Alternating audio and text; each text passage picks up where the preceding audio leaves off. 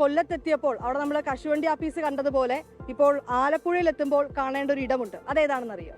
കയർ മേഖല. കയർ പിരിക്കും തൊഴിലാളിക്ക് ഒരു കഥയുണ്ട്, അത്ഭുത സമരകഥ. അത് പറയുമ്പോൾ എന്നുടെ നാടിനും അഭിമാനിക്കാൻ ഒട്ടുണ്ടേ. അതാണ് ആരുടെ വരി അറിയോ? വയലാർ. അപ്പൊ നമുക്ക് ആലപ്പുഴയിൽ എത്തിയപ്പം എന്തായാലും കയർ മേഖലയെ കുറിച്ച് അറിഞ്ഞേ തീരൂ. അപ്പൊ അങ്ങോട്ടേക്കാണ് ഈ യാത്ര.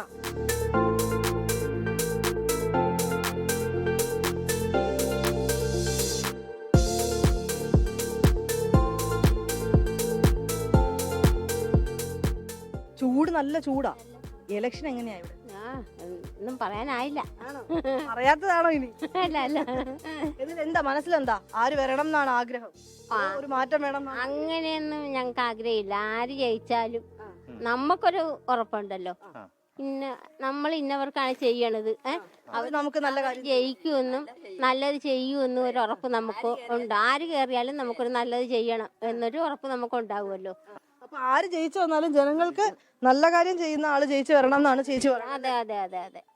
ചേച്ചി നമ്മൾ അകത്ത വിശേഷങ്ങളൊക്കെ ഒന്ന് നോക്കാം.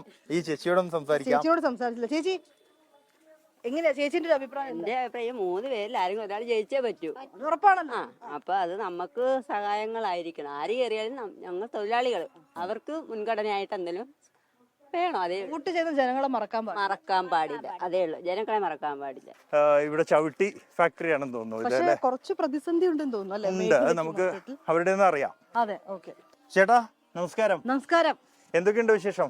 പ്രത്യേകിച്ച് വിശേഷമൊന്നുമില്ല. ഞങ്ങള് ഇവിടുത്തെ ജോലിക്കാരാ. നമ്മള് ഈ തെരഞ്ഞെടുപ്പൊക്കെ ആയപ്പോഴേ ഒരു യാത്രയായിട്ട് ഇറങ്ങിയത്. ആലപ്പുഴ എത്തിയപ്പം കയർ മേഖലയെ കാണാതെ പോരുതല്ലോ. നിങ്ങളെ കാണാതെ പോകുന്നത് ശരിയല്ലോ. അല്ല, ശരി, നന്ദി. എങ്ങനെ പോന്നു? 10 വർഷമായിട്ട് ഞങ്ങൾക്ക് 1 രൂപ വർധനയില്ല. കാരണം 2016 കിട്ടിയ കൂലിന്ന് 8 രൂപ കുറവാ. 58 രൂപ നമുക്ക് 2016 കിട്ടിയതാണ്. കഴിഞ്ഞ UDF സർക്കാരിന്റെ സമയത്ത് ഇവര് കേറിയിട്ട് ഈ 10 വർഷമായിട്ട് 1 രൂപ കൂടിയെന്ന് മാത്രമേ തിരിഞ്ഞു നോക്കിയിട്ടില്ല. ഈ കയർ ഫാക്ടറി ആരും തിരിഞ്ഞു പോലും നോക്കുന്നില്ല. ഞങ്ങൾ ജീവനോടെ ഉണ്ടെന്ന് പോലും ഇവർക്ക് ആർക്കും അറിയത്തില്ല. ഒരു രാഷ്ട്രീയക്കാർക്കും അറിയത്തില്ല.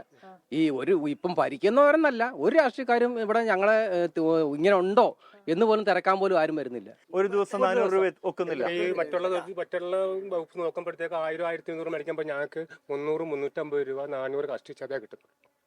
അപ്പം കുടുംബം എങ്ങനെയാ ഇത് വെച്ച് മുന്നോട്ട് പോകുന്നത്? എല്ലാത്തിനും വില കൂടുതലും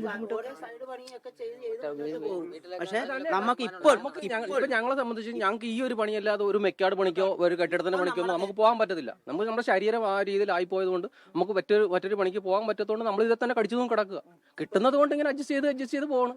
തീർച്ചയായും വളരെ ഗുരുതരമായിട്ടുള്ള ഒരു കാര്യമാണ് പറഞ്ഞത്. അവരുടെ ജീവിതം കൂടിയാണ്. അവർ വൈകാരികമായിട്ട് നമ്മൾ എങ്ങനെയാണ് ഈ ഒരു ചുരുങ്ങിയ പൈസയ്ക്ക് അവർക്ക് ഈ കാലത്ത് ജീവിക്കാൻ കഴിയുന്നത്? പ്രത്യേകിച്ച് വിലക്കയറ്റം ഉൾപ്പെടെയുള്ള കാര്യങ്ങൾ, കുട്ടികളുടെ വിദ്യാഭ്യാസം ഒക്കെ നടക്കുകയാണ്.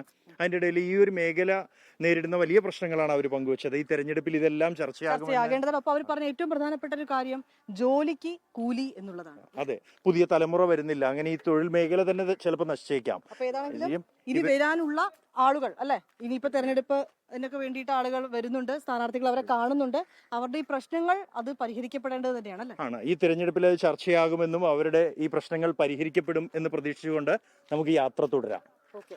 അപ്പൊ നമ്മള് ആലപ്പുഴയിൽ നിന്ന് അടുത്ത മണ്ഡലത്തിലേക്ക്.